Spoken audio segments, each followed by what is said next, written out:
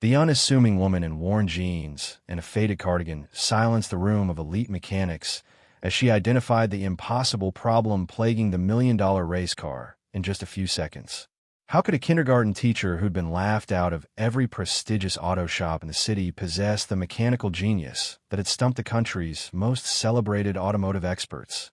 Wrenches clinked against metal as Sarah Lawson pushed open the glass door of Prestige Auto, clutching the keys to her father's 1968 Corvette. Mechanics in crisp uniforms moved between lifted luxury cars while she stood unnoticed, her department store clothes making her invisible in this temple of automotive excellence. "Excuse me," Sarah said to the receptionist, who continued typing without looking up. "I have an appointment for my Corvette." The woman finally glanced at Sarah's simple ponytail and worn cardigan. "Your husband couldn't make it." "I'm the owner," Sarah replied, twisting the small gold pendant around her neck. Greg Thompson strode across the polished floor, wiping his hands on a pristine shop rag. At 42, he'd been featured in Classic Car magazine as the problem solver, the mechanic who could diagnose issues others missed. "Mrs. Lawson?"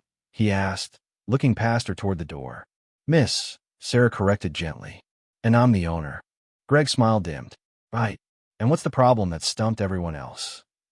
The way he emphasized everyone else dripped with confidence. "There's a whining noise that appears only at exactly 57 miles per hour. It starts suddenly and stops just as suddenly if I change speed by even 1 mile per hour." Greg chuckled, glancing at a younger mechanic who had wandered over. "Sounds like your speedometer might be off. Or maybe the car just doesn't like going 57. The younger man snickered. Sarah took a deep breath. "I've already checked the speedometer against GPS. I've looked at the transmission fluid, the differential." Greg held up his hand. "Let's leave the diagnosing to the professionals, shall we? Cars are complicated machines. It takes years of training to understand them properly." He turned to the younger mechanic. "Tim, take the Corvette for a test drive. Check for the usual attention-seeking noises lady drivers worry about." Melissa Parker, the service manager, had been watching the exchange with a frown. She approached as Greg walked away. "I apologize for that," she said quietly. "Can I get your phone number for when we've completed the diagnostic?" Sarah provided her information, noticing the NASCAR magazine on Melissa's desk. "Are you a racing fan?" Melissa brightened. "Yes. I worked in pit crew management before moving to service. My father was an engineer for Hudson Racing for 15 years, Sarah said. "Martin Lawson." Recognition flashed across Melissa's face. "Martin Lawson was your father?" His cooling system redesign changed racing forever. Before Sarah could respond, Greg's voice boomed across the shop. "Melissa, customer relations on your own time." Sarah left feeling slightly better, knowing at least one person might take her seriously. What no one realized was that inside Sarah's purse sat her father's worn leather journal documenting every modification and quirk of the Corvette, including custom parts he designed himself that no standard diagnostic would recognize. 2 days later, Sarah's phone rang during her kindergarten class's nap time. Greg's voice carried the smug satisfaction of someone who enjoyed delivering bad news. "Miss Lawson, we've completed our diagnostic. We can't find anything mechanically wrong. But the noise is probably just a harmonic vibration. These old cars make noises. Nothing serious. It never made this noise when my father—" Greg cut her off. "With all due respect, these classics develop personalities. You have 2 options.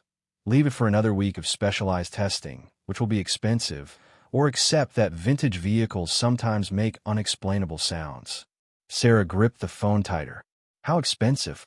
Greg named a figure that exceeded her monthly teacher salary. "But I wouldn't recommend throwing good money after bad. If you want my professional opinion, you should consider selling it to someone who understands vintage vehicles. I might even know a buyer."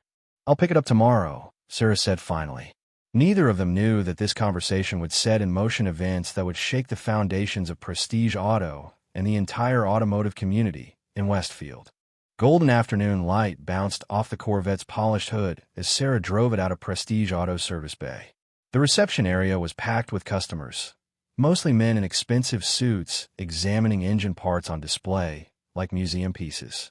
Greg had made a show of returning her keys. "Remember what I said about those noises, Miss Lawson?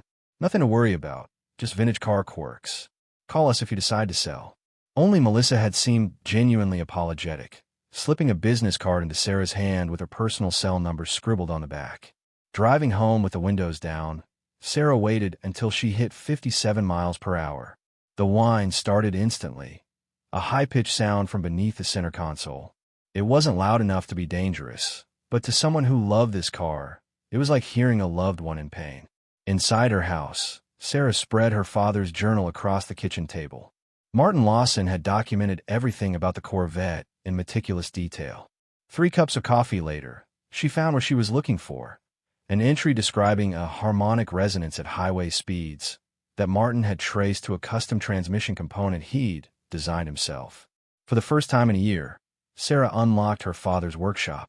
Dust particles danced in the flashlight beam as she moved through the space. Everything remained exactly as Martin had left it, tools laid out in perfect order, diagrams pinned to corkboards, and shelves of carefully labeled parts boxes. Sarah found the box labeled Vet, Trans Parts, and discovered neatly organized components, each wrapped in oiled cloth with handwritten tags. At the bottom lay a folder containing detailed drawings of the custom valve body he'd created. The solution became immediately clear.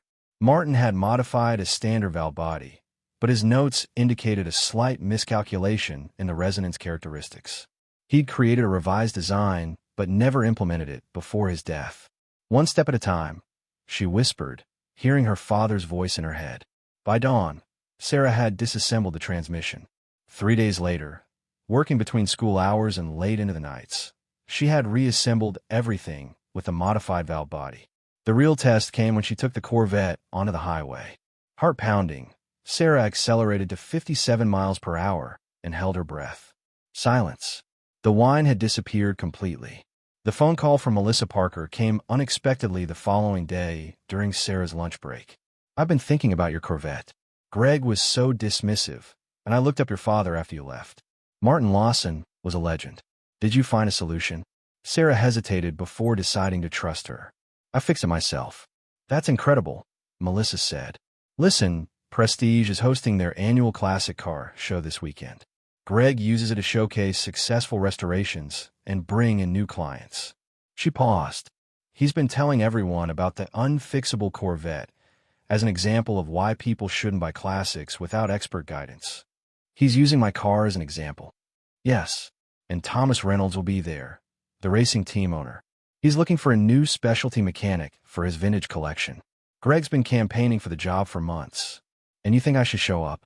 I think someone needs to show him he's not the mechanical genius he pretends to be. After hanging up, Sarah stared at her father's pendant. The thought of public confrontation made her stomach tight. She was a kindergarten teacher, not someone who sought out conflict. Sarah registered for the car show that evening, listing Martin Lawson's 1968 Corvette with custom transmission modifications in the description. What she didn't know was that Greg had already promised Thomas Reynolds a private tour, highlighting his expertise with problem cars, with her Corvette featured as his prime example of problems that even the legendary Martin Lawson couldn't solve. The stage was set for a confrontation that would test not just Sarah's mechanical knowledge, but her courage to stand up for her father's legacy in a world that had never taken her seriously. Cameras flashed across polished chrome as Sarah pulled her Corvette into the Prestige Auto parking lot. Crowds moved between rows of classic cars displayed for the annual show. Her hands trembled slightly on the steering wheel. This wasn't her world. Public confrontations, car shows, proving herself to strangers. But her father's voice seemed to whisper that some battles were worth fighting. Sarah hadn't even finished parking when Greg spotted her from across the lot. His confident smile faltered for just a second before returning with practiced charm. He excused himself from a group of admirers and marched toward her, his custom-embroidered shirt announcing head judge in bold letters beneath his name. Miss Lawson, he called loudly. I didn't expect to see you here. Having trouble with the Corvette again. Several onlookers turned to watch. Sarah stepped out of the car, keys in hand. Actually, no. It's running perfectly now. Greg's eyes narrowed. Really? And what miracle made those noises disappear? I fixed the transmission valve body, Sarah replied calmly. Turns out it was a resonance issue in my father's custom design. Greg laughed, playing to the gathering crowd. Fix it yourself? That's ambitious. Well, I'm afraid all participant spots were filled weeks ago. Melissa appeared beside them, clipboard in hand. Actually, Sarah registered yesterday. I approved it myself. She handed Greg a paper. She's in space 42, right at the center. Greg's jaw tightened.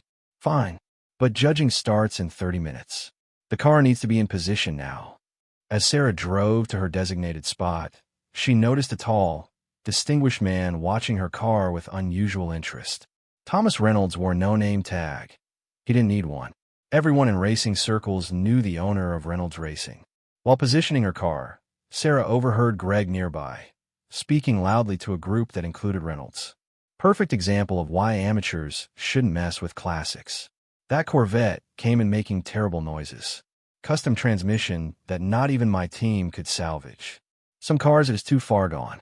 Sarah busied herself with final touches on the Corvette's display, placing her father's original design sketches beside a photo of him in his racing days. Her heart hammered as she heard footsteps approach. Interesting display, Thomas Reynolds said, studying the sketches. Martin Lawson's work. Yes, Sarah replied. He was my father. Reynolds nodded thoughtfully. I remember Martin. Brilliant engineer. Turned down my job offer 3 times to stay with a smaller team. Said it was about loyalty, not money. Before Sarah could respond, Greg inserted himself between them. Mr. Reynolds, I see you found our problem child. He patted the Corvette's hood possessively. This is the car I was telling you about. Classic example of well-intentioned modifications gone wrong. Reynolds raised an eyebrow. Miss Lawson was just telling me she's Martin's daughter. Greg's smile froze. Really? Well, family connections aside, I've personally examined this vehicle. The transmission issues are beyond repair without complete replacement. Sarah felt a flush of anger, but kept her voice steady. Actually, I fixed the resonance problem 3 days ago. Resonance problem? Reynolds asked. Yes, Sarah explained. My father had designed a custom valve body that created harmonic vibration at exactly 57 miles per hour. I implemented his revised design from his notes. Greg's laugh held an edge of nervousness. That's impossible. My team tested everything. There was no. Would you mind starting it up? Reynolds interrupted, addressing Sarah. Sarah nodded and slid behind the wheel. The engine purred to life with a smooth, deep rumble that drew appreciative murmurs from nearby spectators. Reynolds leaned in through the passenger window. Mind if I join you for a quick drive? Greg stepped forward. Mr. Reynolds, as head judge, I must advise against. Just around the block, Reynolds said, already opening the passenger door. I've been looking for someone who truly understands Martin Lawson's engineering philosophy for my collection. As Sarah pulled away with Thomas Reynolds beside her, she caught Melissa's subtle thumbs up in the side mirror. Greg stood frozen, watching his carefully constructed opportunity driving away without him. What Greg couldn't hear was the conversation unfolding in the Corvette, a conversation that would reverberate through Prestige Auto and the entire Westfield automotive community for years to come. Phones buzzed with notifications throughout Prestige Auto's customer lounge.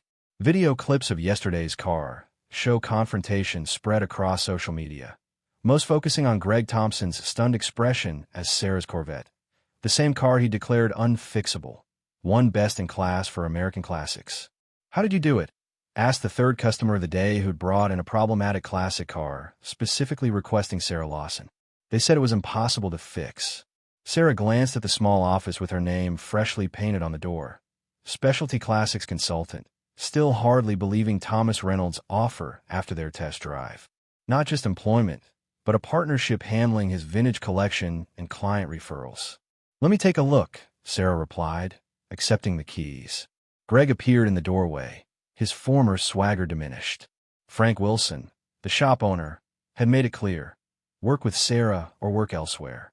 20 years of reputation undone by one woman with her father's notebook. Need any help? Greg asked stiffly.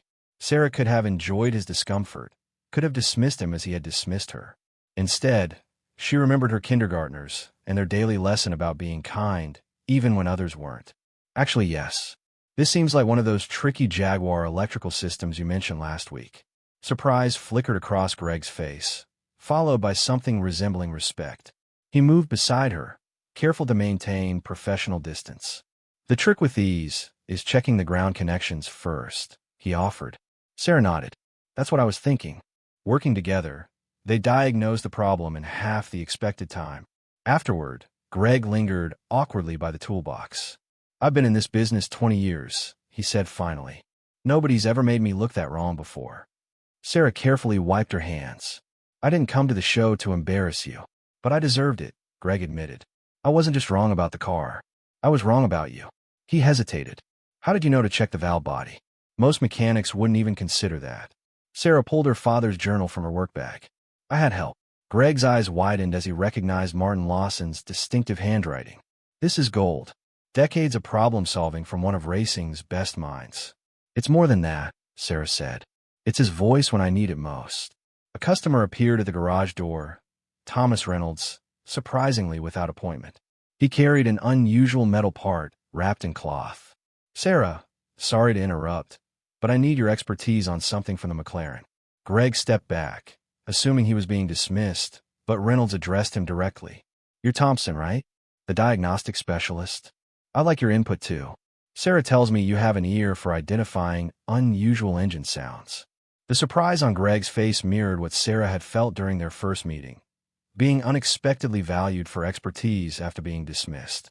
In the following weeks, Prestige Auto underwent subtle but meaningful changes. Frank Wilson, seeing the business opportunity, created a specialty classics division, with Sarah and Greg as reluctant co-leads. Their combined approaches, her inherited engineering insight and his years of practical experience, attracted clients from 3 states away. Melissa, over coffee with Sarah one morning, observed the transformation. "You know what's remarkable? You didn't just fix that valve body. You fixed this whole place." Sarah watched through the window as Greg patiently explained to a young female customer exactly why her father's old Mustang made that particular noise. No condescension, no gender assumptions. "My dad used to say the hardest part of fixing any car is the owner's misconceptions," Sarah replied. "Sometimes the people who seem most confident need the biggest adjustments." The bell chimed as another customer entered, a teenage girl in worn jeans, clutching keys to an old pickup truck. The receptionist automatically pointed her toward Greg, but he redirected her. "This is Sarah Lawson," he explained. "If there's something seriously wrong with your truck, she's the one who'll figure it out.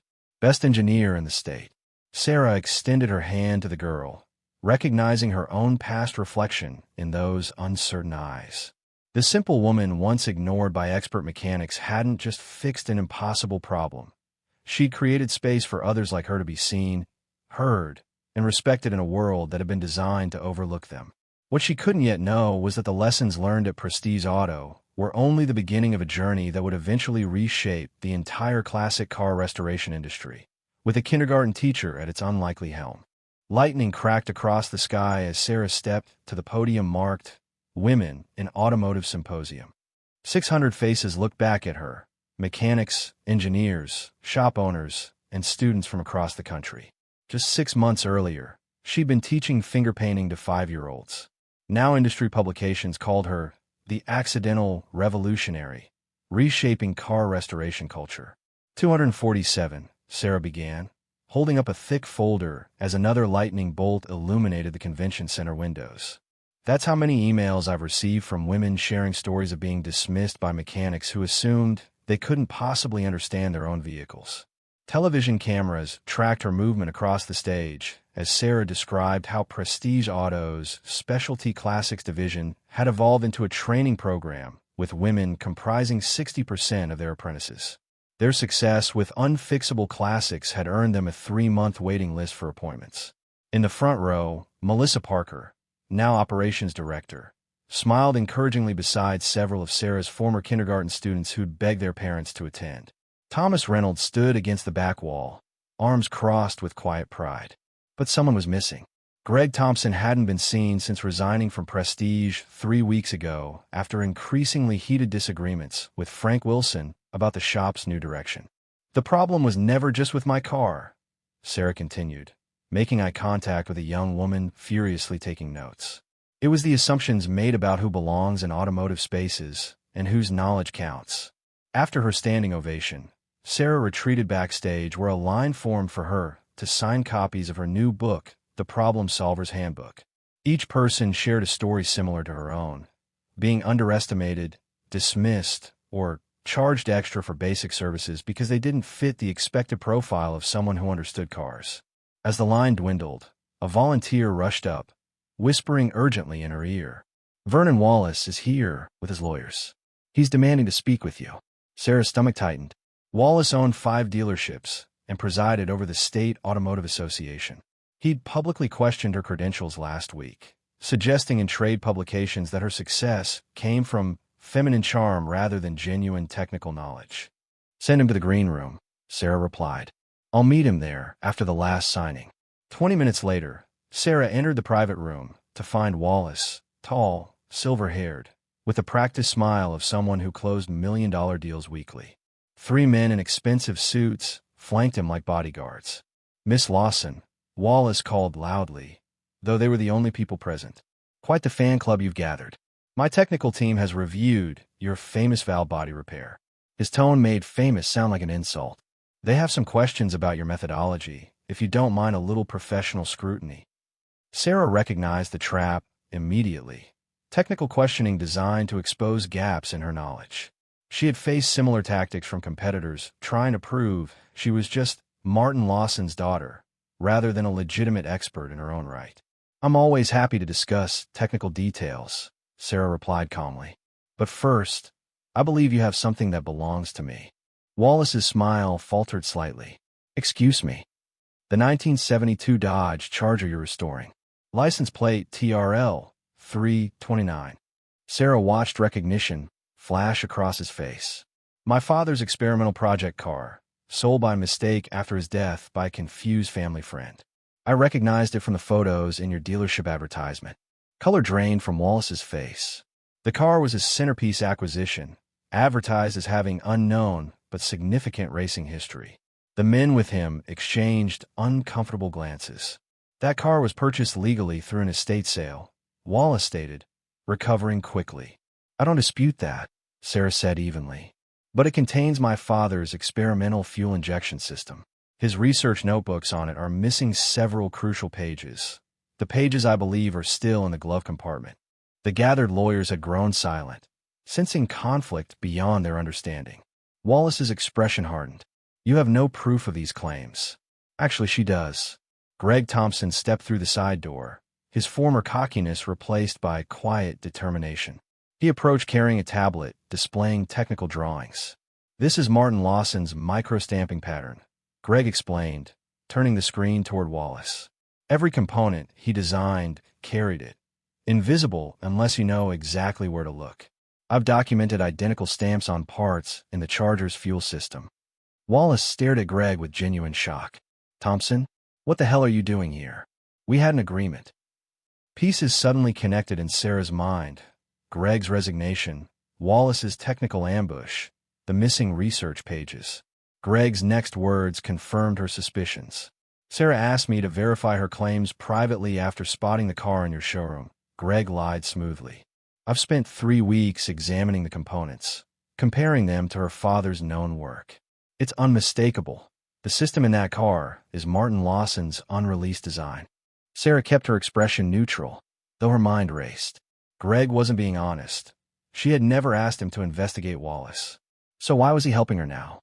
"When I resigned from Prestige," Greg continued, meeting Sarah's gaze briefly, "it wasn't because I couldn't work with you. It was to track down your father's missing designs. I owed him that much." Wallace's face reddened as he realized his technical trap had backfired spectacularly. "This is outrageous. You have no right." "If you'd like to discuss returning my father's research pages," Sarah interrupted calmly, "I'd be happy to authenticate the car's pedigree officially. That would significantly increase its value for your showroom." Wallace's expression shifted from anger to calculation as he processed this unexpected offer. "Perhaps we could discuss a mutually beneficial arrangement. My showroom could feature the Lawson connection prominently." "My father's research notes first," Sarah insisted. "They're irreplaceable." What Wallace couldn't know was that this confrontation wasn't about ownership or credit. Hidden in those missing pages was the final puzzle piece of Martin Lawson's revolutionary fuel efficiency system, one that could transform classic cars from gas-guzzling relics to viable daily drivers in an eco-conscious world. As Wallace stepped into the hall to consult with his lawyers, Sarah turned to Greg. "You knew my father?" Greg hesitated, then nodded. "Summer internship, 1998. I was nobody, just a kid obsessed with cars." Something vulnerable crossed his face. "He taught me more in 1 week than my entire first year of technical school." "Why didn't you ever say anything? Would you have believed me?" Greg asked quietly. "After how I treated you?" Before Sarah could answer, Wallace returned, his lawyers notably absent. "My attorneys suggest a cooperative approach might be prudent. The research notes for official authentication of the vehicle's pedigree. But I want exclusive rights to implement any technologies found in those notes." Sarah shook her head. "My father never wanted his work monopolized. His designs were meant to be shared." She paused.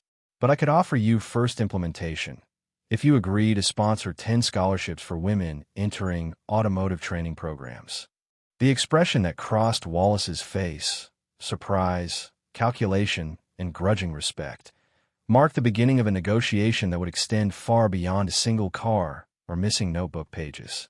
It was the moment when Sarah's vision began to expand from fixing cars to fixing the system that determined who got to work on them. As reporters pressed against the door, sensing a story, Sarah caught Greg's eye across the room. The nod they exchanged acknowledged something neither had expected, that sometimes the most valuable allies emerge from the most unlikely adversaries, when united by respect for something larger than themselves. Frost coated the windows of Martin's Motors on grand opening day. Sarah arrived hours before the scheduled ceremony, needing this quiet moment alone. She unlocked the front door of the converted warehouse, flipping the lights to reveal what 6 months of renovation had accomplished. Her father's humble home workshop transformed into a state-of-the-art restoration facility and education center. Martin Lawson's original workbench remained the heart of the space, now preserved under glass, but surrounded by equipment that would have amazed him. Computer diagnostic systems, a small dynamometer, specialized tools shipped from 3 countries. In the corner, 20 student workstations waited for the first restoration class scheduled to begin next week. Sarah placed her father's pendant in a small display case alongside his racing photos, trophies, and engineering patents. 1 year had transformed her life completely, from dismissed customer to industry innovator. "Nervous?" Melissa asked, arriving with coffee and pastries despite the early hour. Her baby bump now made her movements more deliberate. As Prestige Auto's former manager, she'd surprised everyone by leaving to help Sarah launch this new venture. "Terrified," Sarah admitted, accepting the largest coffee. "What if nobody comes?" Melissa laughed. "The waiting list for consultations is already 3 months long. Thomas Reynolds is bringing half the racing community, and 22 students have paid deposits for your first restoration class." The doorbell chimed unexpectedly. Greg Thompson entered stomping snow from his boots, carrying a flat package wrapped in brown paper. His partnership with Sarah tracking down her father's legacy projects had evolved into something neither had anticipated: genuine respect. "You're early," Sarah observed, eyeing the package. "Wanted to get this to you before the circus begins." Greg handed her the parcel. "Found it cleaning out my storage unit last night." Sarah unwrapped it to find a framed photograph from 1998. Her father in racing coveralls with his arm around a teenage boy she barely recognized as Greg. Both were grinning, covered in grease, standing beside an engine on a test stand. "That was the day your dad let me help tune the Hudson prototype," Greg explained, something like reverence in his voice. "He treated me like I had something to contribute, not just some kid in the way." I'd never experienced that before. Sarah studied the image, her father's easy smile, Greg's eager expression. "Why did you treat me so differently when I came Prestige?" Greg's shoulders sagged slightly. "Because I was ashamed. Your father saw something in me, but instead of becoming the kind of mechanic who helps others, I became exactly what he warned me against: someone who uses knowledge to make others feel small." He met her eyes directly. "Working with you these past months, it's been like getting a second chance to learn from Martin Lawson." Their conversation was interrupted by the arrival of Vernon Wallace, who entered carrying a leather binder. After their confrontation at the symposium, he'd reluctantly returned Martin's research notes. What he hadn't expected was Sarah's counteroffer: partnership implementing her father's eco-friendly modifications across Wallace's vintage inventory. The press is setting up outside, Wallace reported, nodding stiffly at Greg. The men's relationship remained strained, former conspirators now working from opposite sides of an industry divide. By mid-morning, the parking lot overflowed with visitors. Under a heated tent sat the culmination of months of work, two identical 1968 Corvettes. One was Sarah's original. Beside it stood its twin, modified with Martin Lawson's complete fuel efficiency system reconstructed from the recovered research notes. Between them stood testing equipment, displaying emissions and consumption metrics in real time. Television cameras rolled as Sarah explained her father's vision. Classic cars preserved not just as showpieces, but as daily drivers, updated with hidden modifications that maintain their original character while reducing their environmental impact by nearly 40%. This isn't about proving anything anymore, Sarah concluded.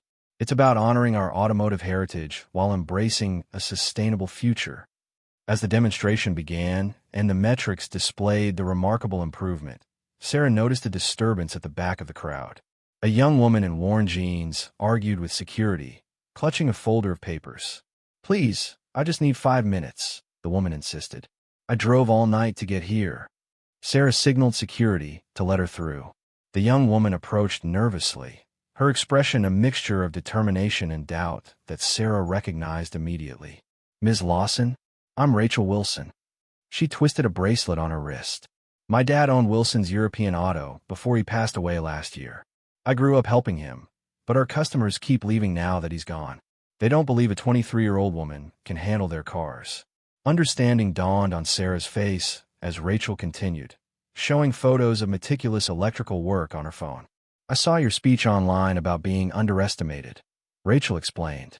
"I thought maybe, I don't know, that you might understand." Sarah saw in Rachel's determined expression her own reflection from a year earlier.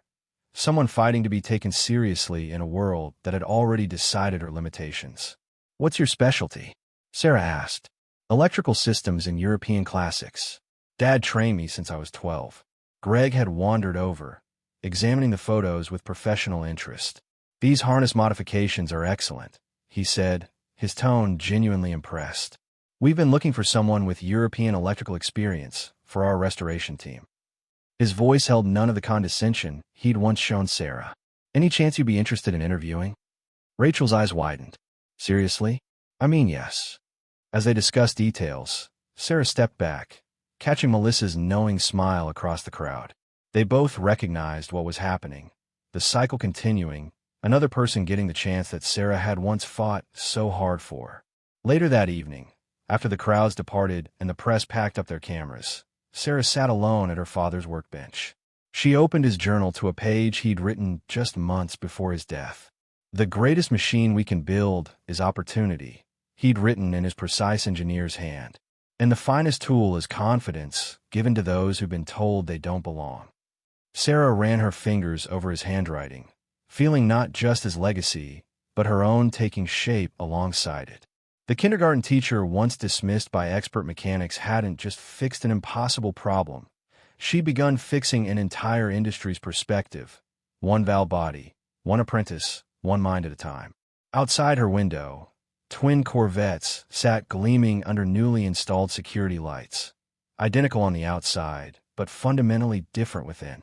Like Sarah herself, transformed not by changing her appearance to fit others' expectations, but by revealing the extraordinary capabilities that had been there all along, waiting for the right moment to prove their worth.